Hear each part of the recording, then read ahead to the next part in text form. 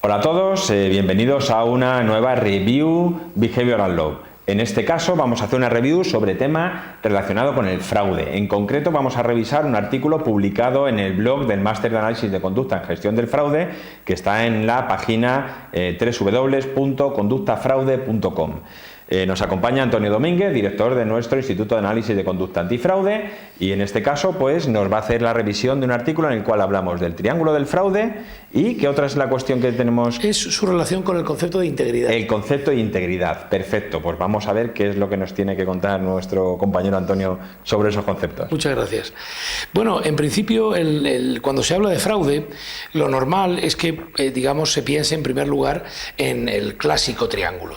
Donald Creasy era un criminólogo que en su libro de 1961 explicó el triángulo que formaban los tres elementos clave que para él tenían que ver con que se cometiese un fraude, sobre todo un fraude en el seno de la empresa, de las organizaciones empresariales. Lo que sería fraude interno, es lo que, digamos, él se centró. Y en este sentido, él ubicaba, como digo, tres elementos. El primer elemento era el que él llamaba presión, es decir, lo que, digamos, generaba la necesidad de que la persona pues, cometiese un fraude para obtener normalmente un beneficio material, y esa necesidad muchas veces pues, era esa presión muchas veces era la necesidad económica.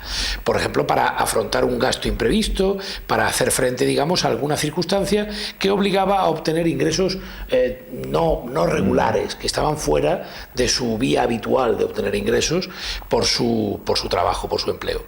Entonces, aparecida esta presión, la persona, digamos, el siguiente elemento que aparecía en ese triángulo es la oportunidad. Es decir, cuando una persona ya tiene la situación de presión, pues entonces aparece la oportunidad que le permite llevar el fraude a cabo. Y estas dos tienen que verse acompañadas de una tercera, que es la situación de racionalización, es decir, de justificación.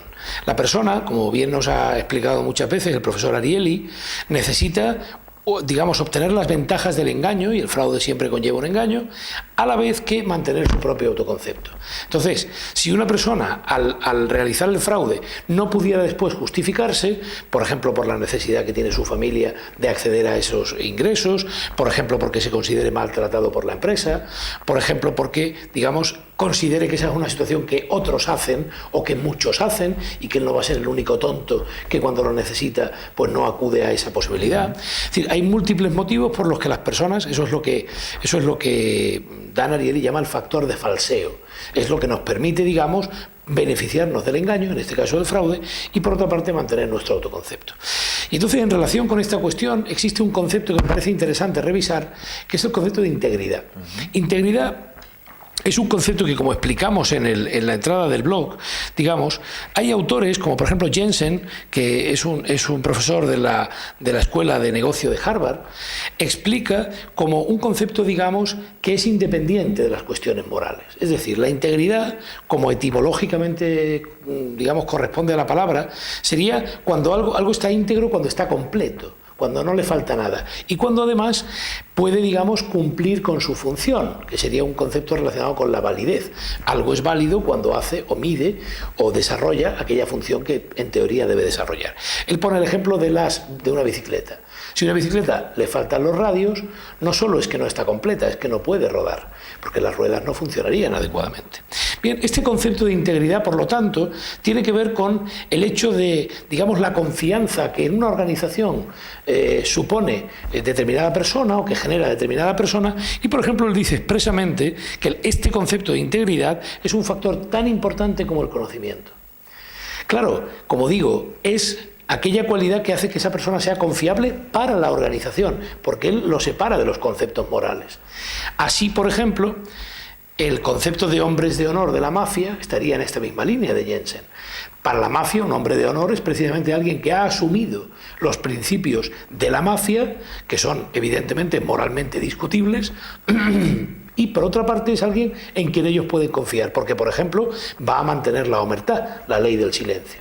Entonces, alguien íntegro en un contexto, por ejemplo, mafioso, sería alguien que es una persona completa, es decir, conoce, comprende y asume todos los principios de esa organización, con independencia de que sean moralmente, digamos, rechazables o criticables. En oposición al profesor Jensen está Stephen Carter, que es profesor de la Universidad de Yale. Para Stephen Carter la integridad, sin embargo, supone discernir entre lo justo o lo correcto y lo que no lo es, y elegirlo primero. Elegirlo primero incluso a un elevado coste personal, porque ya dice Stephen Carter que la integridad es cara y que habitualmente es mucho más rentable, digamos, la corrupción que la integridad. O sea que opondríamos dos conceptos diferentes de integridad. El de Jensen, que lo que indica es que la integridad es independiente de lo moral, y lo importante es la utilidad de esa persona para una organización en cuanto a que cumpla sus funciones, y por otra parte la del profesor Carter de Yale, que lo que dice es que es al contrario, es decir, que la integridad es una situación cara de mantener, porque al final lo que corresponde es a elegir entre lo correcto y lo justo, o lo incorrecto y lo injusto, y elegir siempre lo primero. Y ambos conceptos, lógicamente, depende de cómo lo entendamos, tendrían que ver mucho con el fraude, porque entendido como lo entiende Jensen, evidentemente eso en absoluto impide un fraude, aunque lo hagas desde tu organización para otra organización, por ejemplo el crimen organizado. Sin embargo, el concepto de Carter es un concepto prácticamente incompatible con ningún tipo de fraude. Pues muy interesante lo que nos aporta hoy nuestro compañero Antonio Domínguez, y nos vemos en la siguiente review.